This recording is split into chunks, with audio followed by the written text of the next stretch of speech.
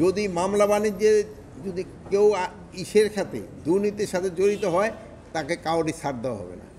আপনারা জানেন পুরো এই র্যাঙ্কের 84 জনরে কিন্তু আমরা অ্যাটাচ করে রাখছি। প্রায় আমার মনে হয় 30-40 জনের মতো আমরা বাড়িতে পাঠাই দিছি। আরও এরকম 30-40 জনের বাড়িতে পাঠানোর জন্য আমরা একটু কুণ্ঠিত করব না যদি কোনো রকমের দুর্নীতির সাথে জড়িত। তবে হ্যাঁ, আপনারা একটা সত্যি কথা বলছেন, বাংলাদেশের সবচেয়ে বড় সমস্যা হলো দুর্নীতি, সবচেয়ে বড় সমস্যা দুর্নীতি। এটা আমাকে রন্ধে রন্ধে ঢুকে গেছে। এটা যদি আমরা কোনো অবস্থায় একটা কন্ট্রোলের ভিতরে আনতে পারতাম তবে কিন্তু দেশ অনেক অনেক আগায় যেত দেশ।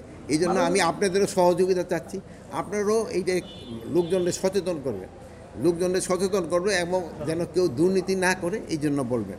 যেমন আপনারা এই জন্য যদি সবসময় সত্যি সংবাদ প্রকাশ করেন তবে কিন্তু লোকজনে এই দিকে কিন্তু হবে। অনেক সময় আছে আপনাদের ভিতরেও যদি আবার কোনো মিথ্যা সংবাদ হয়, তো মিথ্যা সংবাদ হলে এই দুর্নীতিবাদরাও পায় আর পার্শ্ববর্তী দেশগুলো সুবিধা পেয়ে যায়। ওই একটা খারাপ সংবাদকে তারা বেশ করে রিপোর্ট করতে থাকে। রাষ্ট্রপতি বিদেশ যাওয়ার সময় কারণে কয়েকজন পুলিশ কর্মকর্তা ওইটার ক্ষেত্রে আমি গতকালও এটাও একটা উত্তর দিছি। এটার জন্য একটা ইনভেস্টিগেশন কমিটি হয়েছে তারা হয়তো রিপোর্টও দিয়ে দিবে, হয়তো চিফ অ্যাডভাইজারের কাছে 3 জন উপদেষ্টারে মিলে।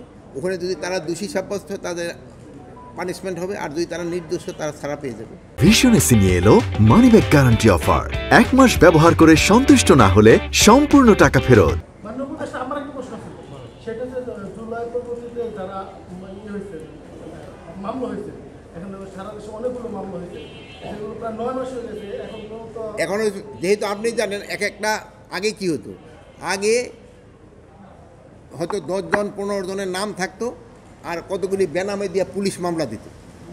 আর এইবার হয়েছে কি, আপনারা মামলা দিচ্ছেন, 10 জন 15 জনের নাম দিচ্ছেন, 200-250 বেনামি লোক দিচ্ছেন।